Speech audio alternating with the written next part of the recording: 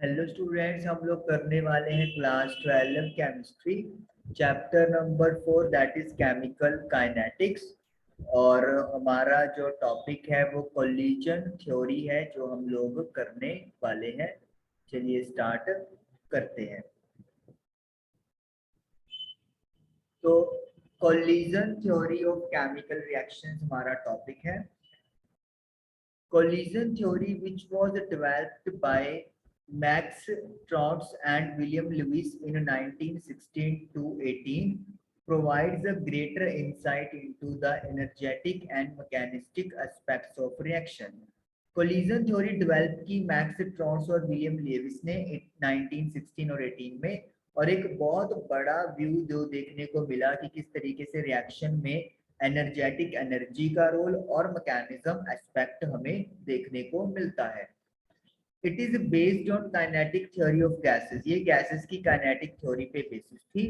According to this theory, इस theory के accordingly the reactant molecules are assumed to be hard spheres and reaction is postulated to occur when molecules collide with each other. ये माना गया कि जो molecules होते हैं वो हार्ड स्फीयर होते हैं, मतलब स्फीयर शेप के होंगे, और जो रिएक्शन है वो तब अक्कर होगी, यानी प्रोडक्ट तब बनेंगे जब मॉलिक्यूल्स एक दूसरे के साथ टकराएंगे, यानी कि दूसरे के साथ कोलिजन होगा तो नए प्रोडक्ट बनेंगे। The number of collisions per second per unit volume of the reaction mixture is known as collision frequency. एक सेकंड में कितने कोलिजन हो रहे हैं रिएक्शन मिक्सचर के यूनिट वॉल्यूम के पीछे, उसे कोलिजन फ्रीक्वेंसी बोला गया है। यानी कि आपके पास रिएक्शन मिक्सचर है, सपोज कर लो उसका वॉल्यूम 1 मीटर क्यूब है, तो एक सेकंड में ये 1 मीटर क्यूब में जितने मॉलिक्यूल्स है वो कितने एक दूसरे के साथ टकरा रहे हैं, that is called collision frequency. Another factor which affects the rate of chemical reaction is activation energy. दूसरा फैक्टर जो केमिकल रिएक्शन के रेट को इफेक्ट करता है वो है उसका एक्टिवेशन एनर्जी, जिसके बारे में हम लोग पहले भी पढ़ चुके हैं कि ये वो एनर्जी होती है जो कि प्रोवाइड करनी पड़ती है मॉलिक्यूल्स को ताकि एक मिनिमम लेवल तक वो पहुंच जाएं और मिलके इंटरमीडिएट बनाएं जो बाद में प्रोडक्ट्स में कन्वर्ट हो जाएगा।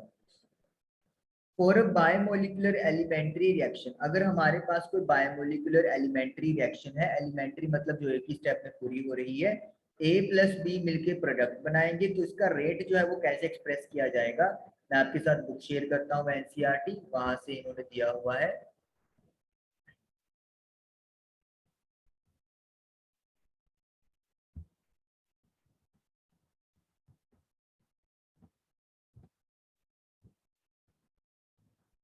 तो ये आप लोगों के सामने है। तो दिस इज द रिएक्शन कि ए प्लस बी मिलके प्रोडक्ट्स बनाते हैं, तो रेट ऑफ रिएक्शन क्या है, जेड ए बी ई की power minus E A by R T.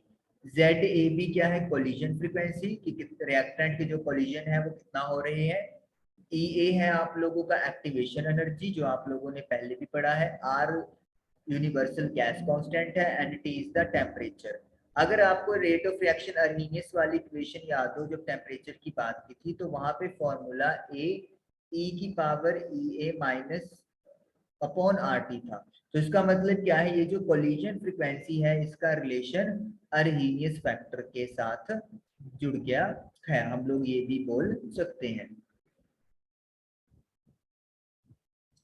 Equation predicts the value of rate constant accurately for the reaction that involve atomic species और simple molecules।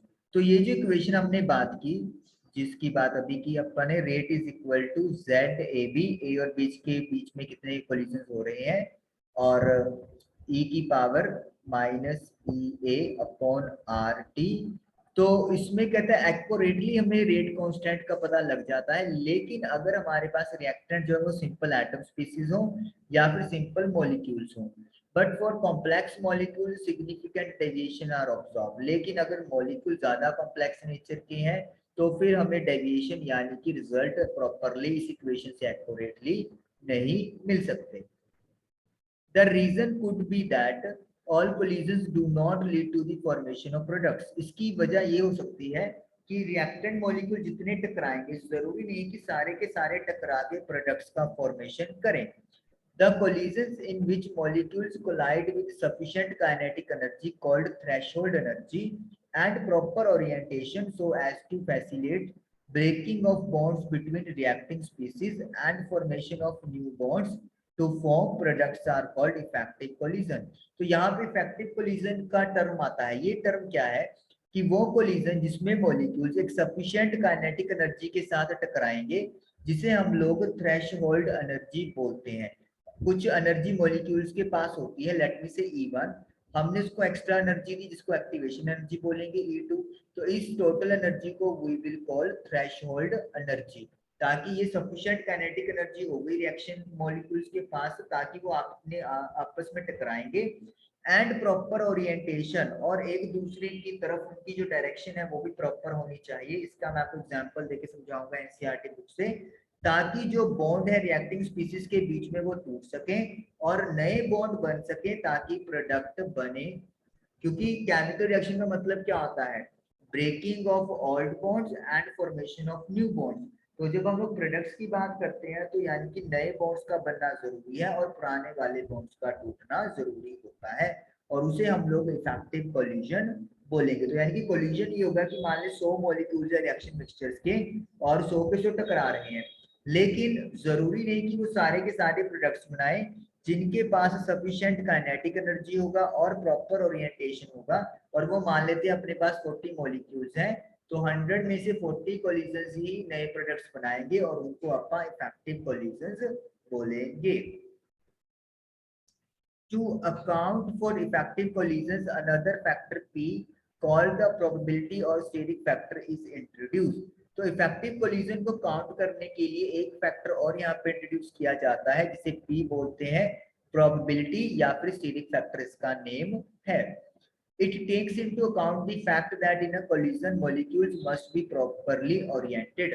ये इसलिए account में लिया जाता है ये बताने के लिए कि जो मॉलिक्यूल टकरा रहे हैं उनका ओरिएंटेशन, उनकी डायरेक्शन प्रॉपरली होनी जरूरी है. अब मैं आपको बुक के थ्रू यहाँ पे समझाता हूँ कि प्रॉपर ओरिएंटेशन का मतलब क्या है. जैसे आपके पास बुक है, आपके सामने यहाँ पे पेज है, एग्जाम्पल यहाँ पे देखिए, मिथानॉल का फॉर्मेशन हो रहा है ब्रोमोमिथेन से और वो ओरिएंटेशन के ऊपर डिपेंड करता है. देखिए पहले CH3Br ये ब्रोमोमिथेन है प्लस OH यानी कि यहाँ पे हाइड्रोक्साइड आयन है. जब इनका ओरिएंटेशन इम्प्रॉपर है, इम्प्रॉपर का मतलब क्या हो गया, Br जो है वो OH को फेस कर रहा है, तो नेगेटिव नेगेटिव चार्ज होने की वजह से यहाँ पे इन पे रिपल्शन होगी और कोई भी प्रोडक्ट की फॉर्मेशन नहीं होगी. तो यानी कि इनका जो कोलिजन अगर हुआ भी तब भी कोई प्रोडक्ट की फॉर्मेशन नहीं होने वाली. लेकिन अगर ये OH कार्बन की तरफ हुआ जस्ट लाइक दिस यहाँ पे, तो पॉजिटिव नेगेटिव होने की वजह से जो कार्बन और हाइड्रोक्साइड है उसके बीच में बॉन्डिंग बनेगा और कार्बन और ब्रोमीन का जो बॉन्ड है वो ब्रेक हो जाएगा. In short we can say कि प्रॉपर ओरिएंटेशन होने से जो बॉन्ड है वो बन जाएगा. तो यहाँ से ये चीज आपको क्लियर होनी चाहिए कि दोनों फैक्टर्स होने जरूरी है. फर्स्ट इज प्रॉपर ओरिएंटेशन और दूसरा है एनर्जी जिसे अपन थ्रेशोल्ड एनर्जी बोलते हैं. देखिए अगर एनर्जी थ्रेशोल्ड है लेकिन ओरिएंटेशन प्रॉपर नहीं है तब भी प्रोडक्ट नहीं बनेगा. अगर ओरिएंटेशन प्रॉपर है लेकिन एनर्जी इतनी नहीं है कि वो आपस में कोलाइड करके प्रोडक्ट बनाए तब भी प्रोडक्ट नहीं बनेगा. तो इसका मतलब क्या है, दोनों फैक्टर्स प्रॉपरली तरीके से होने जरूरी है और यही बात इन्होंने की है. तो और जो इन्होंने बोला है कि एक नया फैक्टर हमें उठाना पड़ेगा दैट इज P, तो उससे जो जो इक्वेशन है उसमें ये मॉडिफिकेशन आ जाती है. Rate is equal to capital P ZAB e⁻⁻ upon RT. अब इसका मतलब क्या है, हमने जो पहले रेट ऑफ रिएक्शन लिखा उसमें हम लोगों ने ZAB की बात की, दैट इज कोलिजन फ्रीक्वेंसी की बात की. लेकिन अब यहाँ पे एक फैक्टर और आ गया है जिसको हमने बोला है प्रोबेबिलिटी फैक्टर या फिर कि ओरिएंटेशन फैक्टर. तो उसके लिए हम लोग कैपिटल P से और मल्टीप्लाई कर देंगे. तो जो रेट ऑफ रिएक्शन में हमने देखा था कि जो डेविएशन आ रहा है वो इस वजह से आ रहा था क्योंकि वो पिछले वाले इक्वेशन में P फैक्टर गायब था. तो कॉम्प्लेक्स मॉलिक्यूल्स के लिए P फैक्टर का होना जरूरी है, यही बताया जा रहा है. Thus, in collision theory, activation, energy, and proper orientation of the molecules together determine the criteria for an effective collision and hence the rate of a chemical reaction. तो एक इफेक्टिव कोलिजन होने के लिए एक्टिवेशन एनर्जी और proper orientation दो factor हैं जो कि डिटरमिन करते हैं कि किस तरीके से रेट ऑफ रिएक्शन जो है वो आप लोगों की चेंज होगी। तो कोलिजन थ्योरी यहाँ पे एंड दो बातों पे हो जाती है कि एक तो एक्टिवेशन एनर्जी प्रॉपर होना चाहिए और सेकंड प्रॉपर ओरिएंटेशन डायरेक्शन होना चाहिए मॉलिक्यूल्स का जो आपस में टकराएंगे, ताकि वो कोलिजन इफेक्टिव हो सके और सिर्फ इफेक्टिव कोलिजन ही प्रोडक्ट्स को बनाते हैं। Collision theory also has certain drawbacks as it considers atoms or molecules to be hard spheres and ignores their structural aspect. Collision theory की drawback भी है क्योंकि इन्होंने atoms या molecules को hard sphere assume किया है और उनका जो structure है उसको इन्होंने ignore कर दिया है। तो मतलब जरूरी नहीं कि सारे atom या molecule spheres की shape में ही हो, उनका जो structure है वो different भी हो सकता है, लेकिन इस चीज को ignore कर दिया गया है। तो खैर ड्रॉबैक्स हमारे पास इससे ज्यादा नहीं है। यहीं पे हमारा जो चैप्टर की थ्योरी है वो फिनिश हो जाती है। तो कोलिजन थ्योरी आई होप कि आप लोगों को क्लियर हुई होगी। Thank you for watching the video.